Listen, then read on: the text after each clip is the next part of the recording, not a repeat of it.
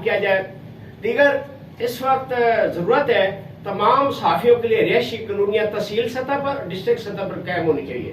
اور ہمارا یہ بھی مشن ہے کہ جتنے بھی جرنلسٹ ہیں خدا نخواستہ کوئی ایکسپائر ہو جاتا ہے بندہ یا دنیا سے چلا جاتا ہے، کم از کم اتنی اس کی مالی معاونت ہو گورنمنٹ کی طرف سے یا اپنے ادارے کی طرف سے کہ اس کی بیوہ اور اس کے بچوں کے لیے کفالت ہو سکے اور تعلیمی وظیفہ مقرر کیا جائے تاکہ وہ کسی کا بھی ہاتھ نہ پھیلائے.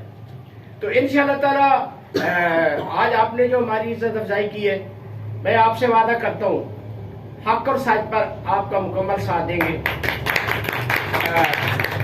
چودھری طارق محمود صاحب اور قیادت پریس کلب کے تمام ممبران، میرا یہ آپ سے جنٹل مین پرامس ہے، انصاف کی فراہمی کے لیے، بنیادی حقوق صحافیوں کے لیے آخری حد تک بھی جانا پڑا سردار ظفر اللہ کا فرنٹ لائن پر ہوگا اور آپ کا مکمل ساتھ دے گا.